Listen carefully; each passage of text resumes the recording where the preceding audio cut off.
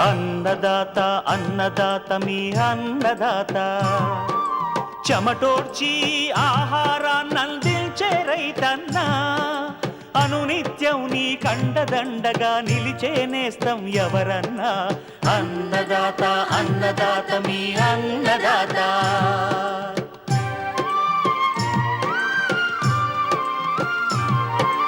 నూతన రీతుల సాగుబడికి, నూరింతలు పెరిగే దిగుబడికి సూచనలిచ్చే సస్య రక్షణకు, పశు పోషణకి శాస్త్ర విజ్ఞానం అందించి ముందుకు నడిపే తెలుగు రైతు భారతదేశానికి మకుటం అయ్యేలా తీర్చిదిద్దే ఆశయంతో మిమ్ము మేలు కొలిపేది అన్నదాత. అన్నదాత అన్నదాత మీ అన్నదాత. అన్నదాత అన్నదాత మీ అన్నదాత. అన్నదాత ప్రేక్షకులకు నమస్కారం. ఈనాటి ముఖ్యాంశాలు: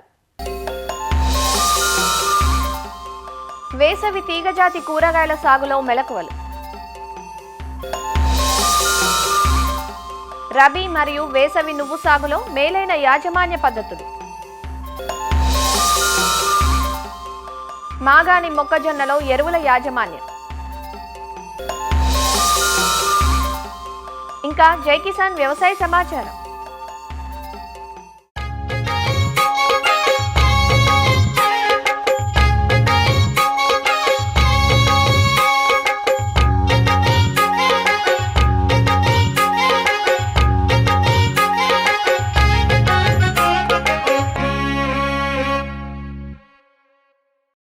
ఇరు తెలుగు రాష్ట్రాల్లో మొక్కజొన్నను రెండవ పంటగా మాగాణుల్లో సాగు చేస్తుంటారు. వరి కోతలయ్యాక పొలం దున్నకుండా నవంబర్-డిసెంబర్ మాసాల్లో జీరో టిల్లేజ్ పద్ధతిలో చాలల్లో విత్తుకుంటారు. పొలం దున్ని సాగు చేసేటట్లయితే వేసవి పంటగా జనవరి మాసంలో సాగు చేస్తారు. దున్ని సాగు చేసినా దున్నకుండా సాగు చేసినా మొక్కజొన్నకు ఎరువుల యాజమాన్యం ఒకే విధంగా ఉంటుంది. మొక్కజొన్న పోషకాలను అధికంగా గ్రహించే పంట. ఎరువులను సిఫార్సు చేసిన విధంగా అందించినప్పుడే ఎకరాకు 40 క్వింటాళ్లకు పైగా దిగుబడులు సాధించగలం. మరి మొక్కజొన్నలో ఎరువుల యాజమాన్యం గురించి రాజేంద్రనగర్లోని ప్రొఫెసర్ జయశంకర్ తెలంగాణ రాష్ట్ర వ్యవసాయ విశ్వవిద్యాలయం అఖిల భారత ద్వితీయ మరియు సూక్ష్మ పోషక విభాగం ప్రధాన శాస్త్రవేత్త డాక్టర్ శంకర్ నుంచి తెలుసుకుందాం. దాదాపుగా మనము రబీలో మొక్కజొన్న వరి తర్వాత అతి ముఖ్య ప్రధానమైన పంటగా మనం తెలంగాణ జిల్లాలో రైతులు దాదాపుగా ఒక 14 నుంచి 15 లక్షల ఎకరాల్లో సాగు చేస్తూ రామారామిగా 14 నుంచి 15 క్వింటాల ఎకరాకి దిగుబడి పొందుతున్నారు ప్రస్తుత తరుణంలో. మొక్కజొన్నలో మనం 2-3 రకాలుగా మాట్లాడుకోవచ్చు. సూటి రకాలు, తర్వాత తీపి రకాలు, కండి రకాలు, పెళ్ళల రకాలనే మొక్కను సాగు చేస్తాము. ఈ ఎరువుల యాజమాన్యం ఎలా ఉండాలి మాట్లాడుకున్నట్లయితే మనకి మామూలుగా మొక్కజొన్నలు అయితే 80 నుంచి 90 కిలోల నత్రజన్ ఎకరాకి, 32 కిలోల భాస్వరం ఎకరాకి, 32 కిలోల పొటాష్ ఎకరాకి. నత్రజని సిఫార్సు అయితే ఉందో 85 నుంచి 96 కిలోలు ఎకరాకి నత్రజనిని మనం 3 భాగాలుగా విభజించుకొని ఒక దఫా ఒక 1/3 ఏమో ఆఖరి దిక్కులో, రెండవ భాగం వచ్చేసి మనకి మొక్కలు ఎత్తులో మొక్క ఎచ్చినప్పుడు అప్పుడు, మూడో దఫా వచ్చేసి మనకి జల్లుపీత పీచు వచ్చే కాలక్రమంలో మన నత్రజని 3 దఫాలు వేసుకోవాలి. అదే భాస్వరం గురించి మాట్లాడుకున్నట్లయితేనేమో ఆఖరి దిక్కులో భాస్వరము ఆఖరి దిక్కులో వేసుకోవాలి. పొటాషియం 32 కిలో ఒక ఎకరం అనుకున్నాం కాబట్టి అది 2 దఫాలుగా ఆఖరి దిక్కులో ఒకసారి, తర్వాత జల్లు లేదా పీచు వచ్చే కాలక్రమంలో రెండోసారి వేసుకున్నట్లయితే ఈ ఎరువుల యొక్క సామర్థ్యం మొక్కకు అందుబాటులోకి ఎక్కువ వచ్చి అధిక దిగుబడులు పొందే ఆస్కారం ఉంటుంది. మనం సిఫార్సు చేసిన ఎరువుల మోతాదు ఏదైతే ఉందో అది సిఫార్సు చేసినప్పుడు 10 టన్నుల పశువుల ఎరువుని వాడుకొని సిఫార్సు చేసిన మోతాదు అది. అలాగే మనం మొక్కజొన్న రెండవ పద్ధతి మాట్లాడుకున్నట్లయితే వర్షాకాలంలో వరి కోసిన తర్వాత వరి మాగాణంలో నేరుగా మొక్కజొన్న విత్తుకునే సాంప్రదాయం సంస్కృతి మన రాష్ట్రంలో ఉంది. మొక్కజొన్న సాధారణంగా పండించే పద్ధతిలో అయినా కానీ తర్వాత వరి మాగాణంలో నేరుగా పండించే మొక్కజొన్నలో ఎరువుల యాజమాన్యం దాదాపు ఒకే రకంగా ఉంటుంది. నేరుగా పండించే దాంట్లోనేమో మనము ఖచ్చితంగా 10 టన్నుల పశువుల ఎరువు వాడుతూ రసాయనిక ఎరువుల వాడి మనం దిగుబడులు పొందవచ్చు. ఈ నేరుగా విత్త పద్ధతిలో మనకి అంటే వర్షాకాలంలో వరి కోసిన తర్వాత వాడుకునే పద్ధతి కాబట్టి ఇక్కడ రసాయనిక ఎరువుల వినియోగ సామర్థ్యం ఎలా ఉండాలంటే మనం మొక్క విత్తిన తర్వాత 2-3 ఆకులు వచ్చిన తర్వాత నత్రజని ఎరువులు గానీ, భాస్వరం ఎరువులు గానీ, పొటాష్ ఎరువులు గానీ కొంచెం మొక్కకు దగ్గరలో రంధ్రం చేసుకున్నట్లయితే వినియోగ సామర్థ్యం బాగా పెరుగుతుంది. వరి మాగంలో పండించే మొక్కజొన్నలు గానీ నత్రజని ఎరువులు 3 భాగాలుగా విభజించుకొని మొక్కలు ఎత్తు వరకు వచ్చిన దశలో ఒకసారి, తర్వాత జల్లు లేదా పీచు వచ్చే దశలో ఒకసారి నత్రజని, భాస్వరం ఎరువులు రంధ్రంలో వేసుకున్నట్లయితే వారి యొక్క వినియోగ సామర్థ్యం పెరిగి అధిక దిగుబడులు పొందే ఆస్కారం ఉంటుంది. పొటాష్ ఎరువులు కూడా అదే రకంగా మనము 2 దఫాలుగా విభజించుకొని మొక్కకు 5 సెంటీమీటర్ల దూరంలో రంధ్రంలో వేసుకున్నట్లయితే సామర్థ్యం పెరిగి దిగుబడి పొందే ఆస్కారం ఉంటుంది. ఇది నత్రజని, భాస్వరం, పొటాష్కి సంబంధించిన ఎరువుల గురించి. ఒకవేళ పంట మొక్కల్లో మనకి లోప లక్షణాలు వస్తున్నాయని గమనించినట్లయితే జింకును చూసుకున్నట్లయితే మనకి ఆకు యొక్క ఈనె మధ్య భాగంలో పసుపచ్చగా మారడం, తీవ్రత ఎక్కువ ఉన్నప్పుడు తెల్లగా మారిపోవడం, గుంపులుగా ఉండడం, మనకి మొక్క వికసించుకోకపోవడము. అలాగే బోరాన్ని చూసుకున్నట్లయితే మనకి జల్లి యొక్క పొడవు తగ్గిపోవడము, కండె ఆ పరిమాణంలో తేడా ఉండడము, ఒకవేళ కండె వచ్చిన తర్వాత వరుసల మధ్య సాలు చక్కగా ఉండకపోవడము, లేదంటే వంకర్లు తిరిగి ఉండడము ఇలా ఉంటుంది. జింకుకు సంబంధించి 2 గ్రాముల జింక్ సల్ఫేట్ని 1 లీటర్ నీటికి 2-3 దఫాలుగా పిచికారీ చేసుకున్నట్లయితే పంటల్లో వచ్చే లోపాలని సమర్థవంతంగా నివారించుకోవచ్చు. అదే బోరాన్ని చూసుకున్నట్లయితే అంటే 1 గ్రాము 1 లీటర్ నీటికి బోరాన్ని మనం పిచికారీ పైపడికి చేసుకున్నట్లయితే అధిక దిగుబడి కాకుండా గట్టిగా కండె రావడము, తర్వాత సాళ్ళ మొత్తంగా ఉండడము, పొడవు గింజలు కంకి పొడవుగా ఉండడము, వంకర లేకుండా నిటారుగా ఉండడము పొందే ఆస్కారం ఉంటుంది. దానివల్ల అధిక దిగుబడులు పొందవచ్చు. ఎరువుల యాజమాన్యానికి వచ్చేసి మీరు ఎక్కడ కన్ఫ్యూజ్ కాకుండాను అక్కడైతే ఎలాంటి యాజమాన్యం పద్ధతి నేరుగా పాటిస్తున్నామో మనము వరి మాగాన్లో నేరుగా విత్తే పద్ధతిలో కూడా నత్రజని, భాస్వరం ఎరువులతో పాటుగా ఈ సూక్ష్మ పోషకాలు పైపాటుగా పంటపై పిచికారీ చేసుకొని నివారించుకోవచ్చు. ఈ 2 జాగ్రత్తలు రైతులు గ్రహించేసి ఎరువుల యాజమాన్యం పాటిస్తూ అధిక దిగుబడులు, సుస్థిరమైన దిగుబడులు పొందుతారని ఆశిస్తున్నాను.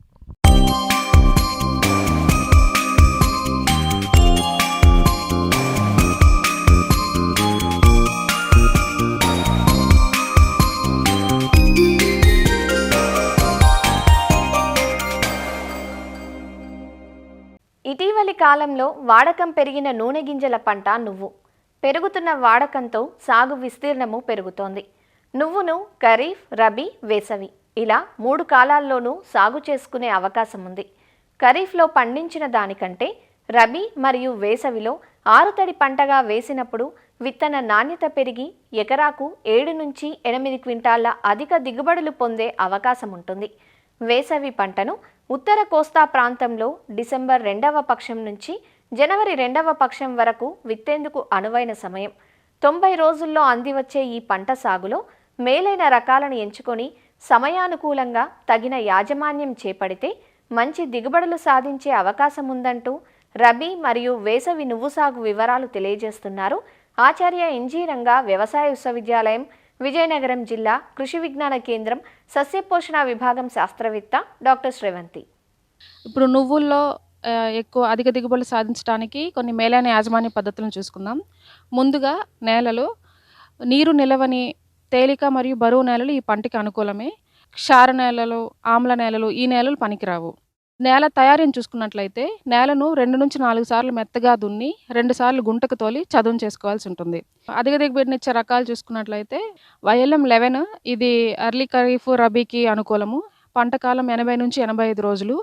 దిగుబడి సుమారు 380 నుంచి 400 కేజీలు ఎకరాకి. ఎలమంచిలి 17 అనే రకము ఇది ఎర్లీ ఖరీఫ్కి అలాగే రబీకి కూడా అనుకూలమే. ఇది 75 నుంచి 80 రోజుల పంటకాలము. ఎకరాకి సుమారు 340 కేజీల వరకు దిగుబడినిస్తుంది. అలాగే YLM 66 దీని రకాన్ని శారద అంటాము. ఇది 2009లో రిలీజ్ చేయబడింది. ఖరీఫ్కి, రబీకి అలాగే వేసవికి కూడా అనుకూలమైనది. 80 నుంచి 90 రోజుల పంటకాలము. ఎకరాకి సుమారు 600 కేజీలు దిగుబడినిస్తుంది. YLM 146 ఇది 2024లో ఎలమంచిలి రీసెర్చ్ స్టేషన్ నుంచి రిలీజ్ చేయబడింది. ఇది పంటకాలం 80 నుంచి 90 రోజుల పంటకాలము. ఎకరాకి 6 నుంచి 6.5 క్వింటాల దిగుబడినిస్తుంది. ఎకరాకి 2 కిలోల విత్తనం సమపాలల్లో ఇసుకలో కానీ నూకలో కానీ కలిపి వరుసల్లో విత్తుకున్నట్లయితే ఈ 2 కేజీల విత్తనం అనేది సరిపోతుంది పంటకి. అలాగే విత్తన శుద్ధి చూసుకున్నట్లయితే కార్బండిజం కానీ మ్యాంకోజెబ్ కానీ కలిపి విత్తన శుద్ధి చేయాల్సి ఉంటుంది. వరుసకి మధ్య దూరం 30 సెంటీమీటర్లు మొక్కకి మధ్య 15 సెంటీమీటర్లు ఉండేటట్లు విత్తుకోవాల్సి ఉంటుంది. కలుపు నివారణ చూసుకున్నట్లయితే విత్తిన వెంటనే మొలక రాకముందర పెండిమిథాలిన్ అనే మందును 4-5 ml 1 లీటర్ నీటికి కలిపి ఎకరాకి 200 లీటర్ల నీటికి కలిపి పిచికారీ చేయాల్సి ఉంటుంది.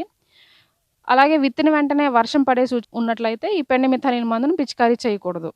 మొక్కలు మొలిచిన 15 రోజులకు అదనపు మొక్కలు ఏమైనా ఉంటే తీసివేయాలి. విత్తిన 20-25 రోజులప్పుడు గొర్రుతో అంతర కృషి చేసుకున్నట్లయితే మనం కలుపు అనేది నివారణ చేసుకోవచ్చు. ఎరువుల యాజమాన్యం చూసుకున్నట్లయితే ఆఖరి దుక్కిలో ఎకరాకి 4 టన్నుల పశువుల గత్తాన్ని వేసి కలియదున్నాలి. ఎకరాకి 16 కిలోల నత్రజని, 8 కిలోల భాస్వరం, 8 కిలోల పొటాష్ ఇచ్చే ఎరువులను వేసుకోవాల్సి ఉంటుంది. నత్రజని సగభాగమైన నత్రజని, మొత్తం భాస్వరం ఎరువు, మొత్తం పొటాషియం ఎరువును విత్తే సమయంలో వేసుకోవాల్సి ఉంటుంది. నత్రజనిలో 2వ భాగాన్ని విత్తిన నెల రోజుల తర్వాత వేసుకోవాల్సి ఉంటుంది. విత్తిన వెంటనే మొదటి తడి ఇవ్వాలి. పూత మరియు కాయ అభివృద్ధి లేదా గింజకట్టు దశలో తడులు ఇవ్వాలి. విత్తిన తర్వాత 35-40 రోజుల నుండి 55-60 రోజుల వరకు నీటి ఎద్దడి లేకుండా చూసుకోవాలి. నువ్వుల్లో వెర్రి తెగులు మనం ఎక్కువగా గమనిస్తుండడం జరిగింది. ఈ వెర్రి తెగులు అనేది ఎక్కువగా పూత దశలో ఆశిస్తుంది. మన ప్రాంతంలో సాధారణంగా ఆలస్యంగా వేసిన పంటల్లో ఈ తెగులు ఎక్కువగా గమనించవచ్చు.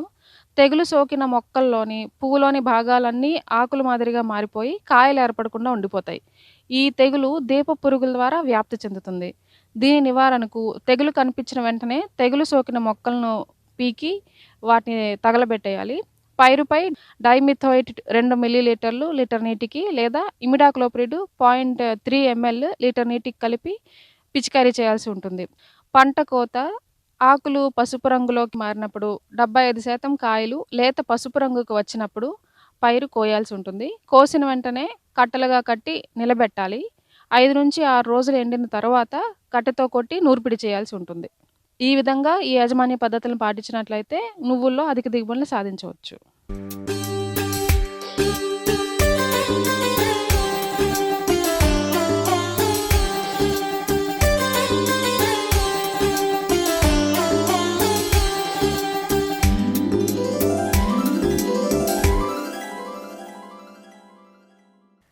రాబోయేదేమో వేసవికాలం. వేసవిలో నిత్యావసరాలైన కూరగాయలకు మంచి గిరాకీ ఉంటుంది. అందున తీగజాతి పంటలైన బీర, పొట్ల, దోస, సొరకాయల వినియోగం ఎక్కువగా ఉంటుంది. దీనిని దృష్టిలో ఉంచుకొని రైతులు వేసవి కూరగాయ పంటలను జనవరి 2వ పక్షం నుంచి ఫిబ్రవరి మాసాంతం వరకు దఫదఫాలుగా నాటుకుంటూ ఉంటారు. అసలే వేసవి, ఆపై అధిక ఎండలు. అందువల్ల ఎంచుకునే రకాలు, సాగులో చేపట్టే యాజమాన్యం కూడా అప్పటి వేడిమిని తట్టుకునేలా ప్రత్యేకంగా చేపట్టాలి. పందిరి విధానంలో ఈ తీగజాతి కూరగాయలను పెంచితే కొన్ని రకాల చీడపీడల నుంచి కాపాడుకోవచ్చు. వేసవి తీగజాతి కూరగాయల సాగులో పాటించాల్సిన మెలకువలను తెలియజేస్తున్నారు వైఎస్ఆర్ ఉద్యాన విశ్వవిద్యాలయం ప్రధాన శాస్త్రవేత్త డాక్టర్ మువ్వా రవీంద్రబాబు. తీగజాతికి చెందిన కూరగాయల్లో ముఖ్యమైనవి బీర, కాకర, దోస, సొర, పొట్ల, దొండ. ఇవన్నీ కూడా సాధారణంగా ఉష్ణమండలపు కూరగాయ పంటలు అంటాం. ఇవి మనం వేసవిలో మనం పంట సాగు చేసుకోవాలి, కోత తీసుకోవాలి అనుకుంటే దాన్ని మనం జనవరి, ఫిబ్రవరి నెలల్లో విత్తుకోవాల్సి ఉంటుంది. ఈ నేలల విషయానికి కానీ వచ్చినట్లయితే దాదాపుగా అన్ని రకాల నేలల్లో మనం సాగు చేసుకునే దానికి అవకాశం ఉంటుంది. చౌడు, అధిక క్షారగుణం లేకుండా ఉన్న నేలల్లో ఈ తీగజాతి కూరగాయల సాగు బాగా అనుకూలంగా ఉంటుంది. ఈ ఉదజని సూచిక కానీ చూసుకున్నట్లయితే 6 నుంచి 7 మధ్యలో ఉన్నట్లయితే బాగా అనుకూలం. ఈ నేలలో కూడా సేంద్రీయ పదార్థం ఎక్కువగా ఉండేట్లు చూసుకోవాలి. దీనికోసం మనం ప్రతి సంవత్సరం వర్షాకాలంలో ఒకసారి ఈ పచ్చి రొట్టె ఎరువులను వేసుకొని కలయి దున్నుకున్నట్లయితే నేలలో ఉన్నటువంటి సేంద్రీయ పదార్థాన్ని మనం పెంపొందించుకోవడానికి అవకాశం ఉంటుంది. ఈ నేల తయారీ విషయానికి వచ్చినట్లయితే 2-3 సార్లు బాగా బారే వరకు దున్నుకోవాలి. నేలలో ఎకరానికి 10 నుంచి 12 టన్నుల వరకు బాగా తయారైన పశువుల ఎరువుని వేసుకొని పొలంలో బాగా కలయి దున్నుకున్నట్లయితే అనుకూలంగా ఉంటుంది. బీరలో అనుకూలమైన రకాలు మనకి అర్కా సుజాత్ అని, అర్కా సుమిత్ అని, అర్కా ప్రసన్న అని ఐఐహెచ్ఆర్ బెంగళూరు నుంచి విడుదల చేయబడిన రకాలు ఉన్నాయి. ఇవే కాకుండా మనకి మార్కెట్లో లభ్యమైనటువంటి హైబ్రిడ్ రకాలను ఏదైనా ఎంచుకొని సాగు చేసుకోవచ్చు. అదే కాకర కానీ తీసుకున్నట్లయితే Coimbatore green long, Coimbatore white long, Pusa Vishesh, Pusa దౌమోసామి, అలాగే అర్కా హరిత్ అనే రకాలు మనకు అందుబాటులో ఉన్నాయి. సొర విషయానికి వచ్చినట్లయితే దీంట్లో అర్కా బహార్ అని, summer prolific round, Pusa summer prolific long అనే రకాలు మనకు అందుబాటులో ఉన్నాయి. ఇవి కాకుండా వేరే ప్రైవేట్ హైబ్రిడ్ రకాలు కూడా అందుబాటులో ఉన్నాయి. అదే దొండ విషయానికి వచ్చినట్టయితే దొండ అనేది మనం సంవత్సరం పొడవునా ఉండే పంట. దీంట్లో ఈ సాధారణంగా లోకల్గా దొరికేటువంటి సన్న దొండ లేదా పెన్సిల్ దొండ అనేది దానికి మంచి డిమాండ్ ఉంది. ఇవి కాకుండా మనకి IIHR నుంచి రిలీజ్ అయినటువంటి ఈ అర్కా నీలాచల్ కుంకి, అర్కా నీలాచల్ సబూజా అనే రకాలు కూడా మనకు అందుబాటులో ఉన్నవి. అదే పొట్ల విషయానికి వచ్చినట్లయితే శ్వేత అనే రకం బాగా అత్యధిక ప్రాచుర్యం పొందింది. ఇది తెల్లగా ఉండి బాగా పొడవుగా కాయలు వచ్చే రకం. అదే PKM1 అనే రకం ఉంది. ఇదైతే కాయలు గ్రీన్ కలర్లో ఉండి చారలుగా ఉండి పొడవుగా పెరిగే రకం. వీటిల్లో మన మార్కెట్కి అనుకూలమైన రకాన్ని ఏదైనా ఎంచుకొని మనం సాగు చేసుకోవచ్చు. అదే ఈ గుమ్మడి విషయానికి వచ్చినట్లయితే గుమ్మడిలో పెద్ద కాయ రకాలు, చిన్న కాయ రకాలు ఉన్నాయి. పెద్ద కాయ దాంట్లో అయితే అర్కా చందన్ అనేది బాగా ప్రాచుర్యం పొందింది. అదే చిన్నగా ఉండి ఆరెంజ్ కలర్ స్కిన్ ఉండేటువంటి రకమైనట్లయితే అర్కా సూర్యముఖి అనే రకాన్ని ఎంచుకొని సాగు చేసుకోవాలి. ఈ మధ్యకాలంలో చిన్నగా ఉండే గుమ్మడి రకాలకు మార్కెట్లో మంచి గిరాకీ ఉంటుంది. అదే బూడిద గుమ్మడి కానీ తీసుకున్నట్లయితే దీంట్లో శక్తి అనే రకం మన లోకల్ మార్కెట్కి బాగా అనుకూలంగా ఉంటుంది. ఈ నాటుకునే దూరం విషయానికి వచ్చినట్లయితే ఈ కాకర అనేది సాలుకి మధ్య 1.5 నుంచి 2 మీటర్ల ఎడంగా ఉండే విధంగా, అదేవిధంగా మొక్కి మధ్య 50 నుంచి 70 సెంటీమీటర్లు ఉండే విధంగా చూసుకొని నాటుకోవాలి. అదే పొట్ల బీర విషయానికి వచ్చినట్లయితే సాలుకి మధ్య 2 మీటర్ల దూరం ఉండాలి. మొక్కి మధ్య 75 సెంటీమీటర్ల దూరం ఉండే విధంగా నాటుకోవాల్సి ఉంటుంది. సొర కానివ్వండి లేదా గుమ్మడి, బూడిద గుమ్మడి అయినట్లయితే సాలుకి మధ్య దూరం 2 నుంచి 2.5 మీటర్లు ఉండే విధంగా చూసుకోవాలి. అదే మొక్కి మధ్య దూరం 75 సెంటీమీటర్ల నుంచి 1 మీటర్ వరకు ఉండే విధంగా చూసుకొని, అంటే తేలికపాటి నేలల్లో అయితే కొంచెం తక్కువ దూరంలో నాటుకోవాలి. అదే బరువైన నేలలు, నల్లగా నిరగడి నేలల్లో వీటిల్లో అయితే మొక్కలు కొంచెం దూరంగా నాటుకుంటే మంచిది.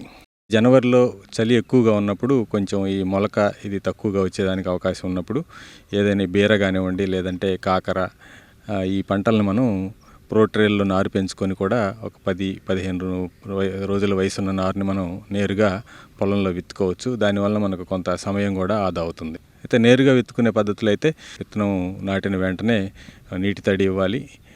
నీటి తడి ఇచ్చిన తర్వాత ఈ నేలలో సరిపోయినంత తేమ ఉన్నప్పుడు 24 నుంచి 48 గంటల లోపు ఈ పెండమెథిలిన్ అనే మందుని ఎకరాకి 1.2 లీటర్లు 200 లీటర్ల నీటిలో కలుపుకొని పిచికారీ చేసుకున్నట్లయితే నాటిన 30 రోజుల వరకు కూడా మనకి కొన్ని రకాలైన కలుపు మొక్కల నుంచి మనం ఇక పంటని కాపాడుకునేదానికి అవకాశం ఉంటుంది. వేసవి పంటను మనం తీసుకోవాలనుకున్నప్పుడు నీటి అవసరం బాగా ఉంటుంది. అయితే ఈ నీటిని మనం ఆదా చేసుకోవాలనుకుంటే డ్రిప్ పద్ధతిని ఏర్పాటు చేసుకోవటం, అదేవిధంగా ఈ ప్లాస్టిక్ మల్చిని కూడా ఏర్పాటు చేసుకున్నట్లయితే మనం సాగునీటిలో 30 నుంచి 50% వరకు కూడా నీటిని ఆదా చేసుకోవచ్చు. అదేవిధంగా దీనివల్ల దిగుబడి కూడా మనకి ఎక్కువ తీసుకునేదానికి ఆస్కారం ఉంటుంది. పోషకాల యాజమాన్యం విషయానికి వచ్చినట్లయితే దాదాపుగా అన్ని రకాల ఎక్కువ తీగజాతి కూరగాయలు కూడా 32 నుంచి 40 కిలోల నత్రజని, 32 కిలోల భాస్వరం, అదేవిధంగా 32 నుంచి 40 కిలోల పొటాషినిచ్చే ఎరువులను అందించాల్సి ఉంటుంది.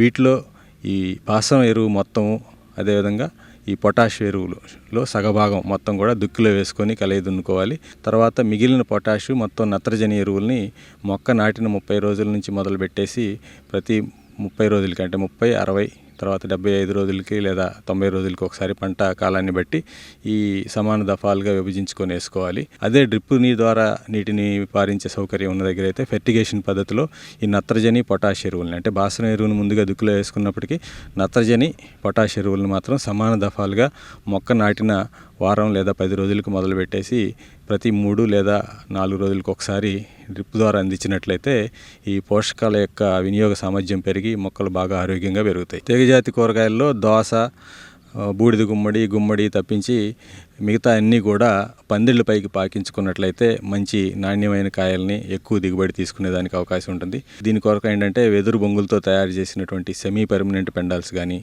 లేదంటే ఈ సిమెంట్ పోల్స్ మీద GI వైర్స్, ప్లాస్టిక్ తాడులతో కట్టుకున్నటువంటి పర్మనెంట్ పెండాల్స్ని కానీ ఏర్పాటు చేసుకొని దానిపైకి కానీ ఈ మొక్కల్ని పాకించుకున్నట్లయితే మంచి గాలి వెలుతురు బాగా సోకుతుంది. అదేవిధంగా తెగుళ్ళు కూడా తక్కువ ఆశించేదానికి అవకాశం ఉంటుంది. ఈ మొక్కల్లో పూలల్లో పరపరాగ సంపర్కం అనేది బాగా జరిగి కాయ కూడా బాగా కట్టేదానికి అవకాశం ఉంటుంది. ఈ తీగజాతి కూరగాయల్లో ఈ పాము పొడ పురుగు, ఇది సన్నటి లార్వా ఆకుల్ని తొలుచుకొని పాములు లాంటి చారలు చేయటం, తర్వాత క్రమేపీ ఆకులు ఎండిపోవడం జరుగుతుంది. దీన్ని నివారించుకోవడానికి ప్రొఫెనోఫాస్ అనే మందుని 2 మిల్లీలీటర్ల నీట్రిటిక్ కలుపుకొని కానీ, లేదంటే ఇమిడాక్లోప్రిడ్ అనే మందుని 0.5 మిల్లీలీటర్ల నీట్రిటిక్ కలుపుకొని కానీ పిచికారీ చేసుకోవచ్చు. అలాగే వేసవిలో ఎక్కువగా ఆశించే పురుగుల్లో ఈ రసం పీల్చే పురుగులు ప్రముఖ పాత్ర వహిస్తాయి. వీటిల్లో తెల్లదోమ అనేది బాగా నష్టం చేకూరుస్తుంది. అదేవిధంగా తామర పురుగులు కూడా ఆకులు అడుగు భాగాన చేరి మొక్కల నుంచి ఆకులను గోకివేయటం, రసం పీల్చివేయటం జరుగుతుంది. ఈ రెండింటి నివారణకు కూడా మనం ఈ థయోమిథాక్సామ్ అనే మందుని 0.4 గ్రాముల లీటర్ నీటికి కలుపుకొని కానీ, లేదంటే ఫిప్రోనిల్ అనే మందుని 2 మిల్లీలీటర్లు లీటర్ నీటికి కలుపుకొని మార్చి పిచికారీ చేసుకోవాలి. అదేవిధంగా పొలంలో అక్కడక్కడ ఈ తెల్లదోమకు అయినట్లయితే పసుపు రంగు జిగురు పూసిన అట్టల్ని, అదే ఈ తామర పురుగులకు అయినట్లయితే నీలం రంగు జిగురు పూసిన అట్టల్ని ఎకరానికి 20 నుంచి 50 అట్టల వరకు కూడా అక్కడక్కడ ఈ వేలాడి కట్టుకున్నట్లయితే ఈ పురుగు ఉధృతి తగ్గటమే కాకుండా ఈ పురుగు ఎక్కువగా ఎంతవరకు ఉన్నదనేది కూడా మనకు ఒక అవగాహన ఏర్పడుతుంది. దాన్ని బట్టి మనం సస్యరక్షణ చర్యలు తీసుకునేదానికి అవకాశం ఉంటుంది. తర్వాత ఈ తీగజాతి కూరగాయల్లో కాయ కట్టిన తర్వాత కాయ ఎదుగుదల దశలో ఆశించే పురుగుల్లో పండు ఈగ ప్రధానమైంది. దీని నివారణకు మనం మెలాథియాన్ అనే మందుని 2 మిల్లీలీటర్ల లీటర్ నీటికి కలిపి పిచికారీ చేసుకోవటమే కాకుండా ఈ పొలంలో అక్కడక్కడ విషపు ఎర్రలను మనం ఏర్పాటు చేసుకోవాల్సి ఉంటుంది. ఒక 2 లీటర్ల బెల్లం పానకానికి ఈ మెలాథియాన్ మందుని వేసి పొలంలో అక్కడక్కడ పళ్ళాల్లో పెట్టినట్లయితే ఈ పురుగులు ఆకర్షించబడి ఆ పళ్ళాల్లో పడి చనిపోవటం జరుగుతుంది.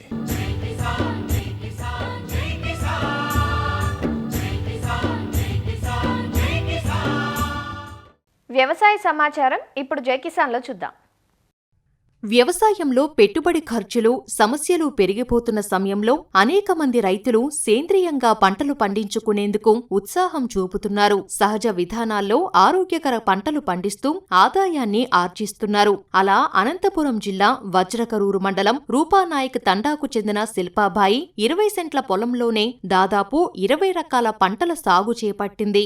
ఏటీఎం విధానంలో సాగు చేస్తూ తాజా ఆకుకూరలు, కూరగాయలను వినియోగదారులకు అందిస్తోంది. డిగ్రీ వరకు చదువుకున్న శిల్పాబాయి హిందీ పండిత కోర్సును పూర్తి చేసింది. స్థానికత సమస్యతో ఉద్యోగం రాకపోవడంతో తన భర్తతో కలిసి తమ గ్రామంలోనే సేద్యానికి శ్రీకారం చుట్టింది. తమకున్న 4 ఎకరాల్లో 2018 నుంచి ప్రకృతి సేద్యం చేస్తున్నారు. వరితో పాటు సజ్జలు, ఆముదం, చిక్కుడు, గోరు చిక్కుడు పండిస్తున్నారు. అయితే గతేడాదిన్నర క్రితం 20 సెంట్ల భూమిలో 20 రకాల పంటలను ఏటీఎం విధానంలో సాగు చేపట్టారు. ఆకుకూరలు, దుంపజాతి, తీగజాతి కూరగాయలను పండిస్తూ వచ్చిన పంటను స్థానికంగానే విక్రయిస్తున్నారు. నేను ఇక 20 సెంట్లలో ఏటీఎం మోడల్ అనేది వేసుకున్నాను. ఇప్పుడు అన్నీ కూడా కెమికల్స్ అయిపోతుంది. మా ఇంట్లో కూడా చాలా హెల్త్ ప్రాబ్లమ్స్ వచ్చాయి. చాలా బీపీ అంట, గ్యాస్ ట్రబుల్ ఇట్లాంటివన్నీ కూడా వస్తున్నందుకు ఇంక పొలం ఉంది, అన్నీ కూడా ఉన్నాయి కాబట్టి మేమే కొన్ని పండించుకొని చేద్దాము అనే టైంలో మేము చేస్తున్నాము. ఆ టైంలో మాకు ఈ మోడల్ అనేది తెలిసింది. అందుకనేసి మేము ఇది వేసుకొని ఇప్పుడు బాగా చేసుకోవడం అనేది జరుగుతుంది. మేము తినుకుంటూ మా చుట్టాలకు కూడా మేమే ఇస్తున్నాము. వాళ్ళకి ఇచ్చి ఊర్లో ఇంకా స్కూల్లో పిల్లలకు కూడా నేనే ఇస్తున్నాను కాబట్టి నాకు చాలా సంతోషంగా ఉంది.